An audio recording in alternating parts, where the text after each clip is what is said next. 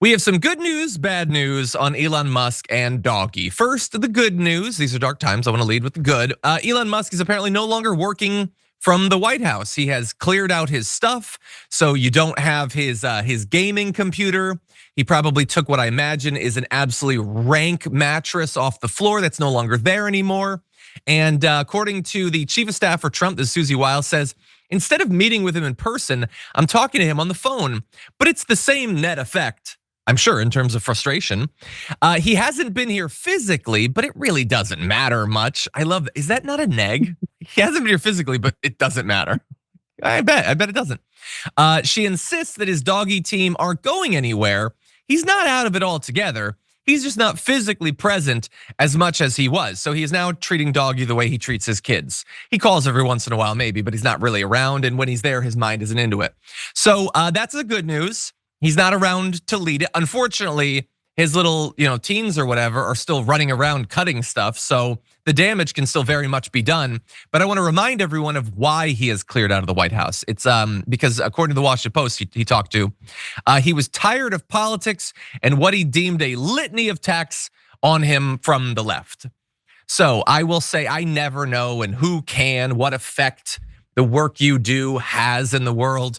But I like to think that I contributed more than my fair share of those attacks against Donald Trump. So America, you're welcome. I made him so sad he left government. But anyway, there is bad news on this, Sharon. And that is that, this is bad news for people who like Doggy and really believe, in the middle of like huffing paint that he's trying to stop waste, fraud, and abuse. Okay, well, with the clock ticking on his tenure, he's supposed to be officially out of the business in May. His goons there have saved about $160 billion, according to them, to be clear. That accounts for a mere 8% of his projected $2 trillion in savings. But even that is not nearly as good as it sounds. There's some bad news even for the doggy people there, even once you've changed your expectations or whatever.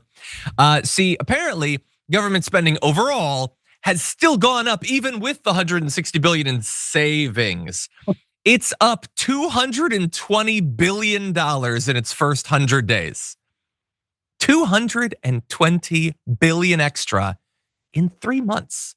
If you project this out over the year, well, I don't have my calculator with me, but I feel like it's a lot of extra funding.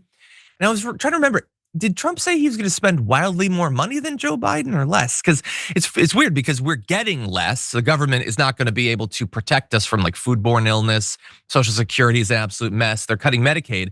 And yet we're spending way more. That's strange. And I want to show you the chart. You can see there's a gap and it's growing between him and other administrations. But that said, there is one more stat. I'm gonna give you a number that is maybe the wildest stat we've had on the damage report in literally weeks. But first, Sharon, I do wanna give you a chance to weigh in. Doggy, utter failure. They've barely cut anything and overall spending is actually up.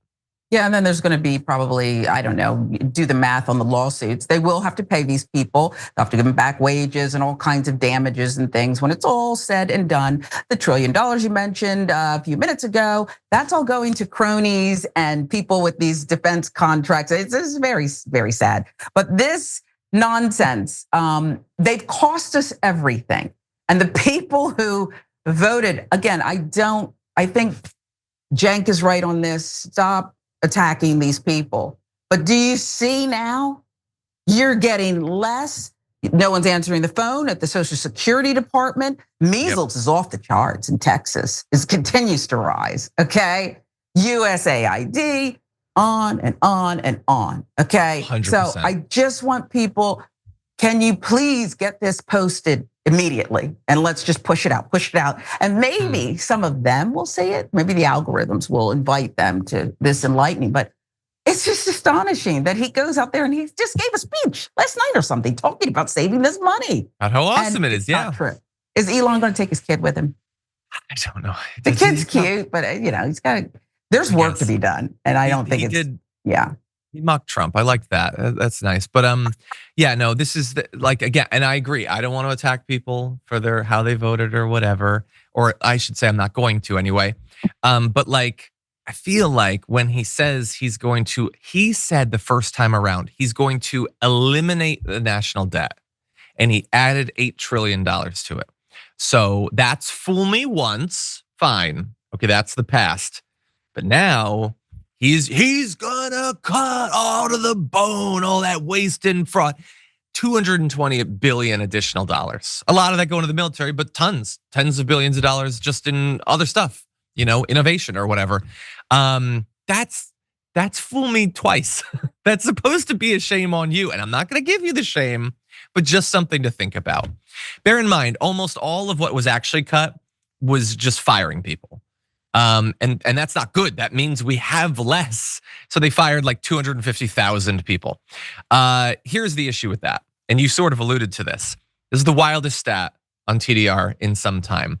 One crucial figure that DOGE's questionable calculations have failed to account for, the 160 billion they say they've cut, is the cost of firing staff, then rehiring them after a court ordered their reinstatement, lost productivity, and paid leaves.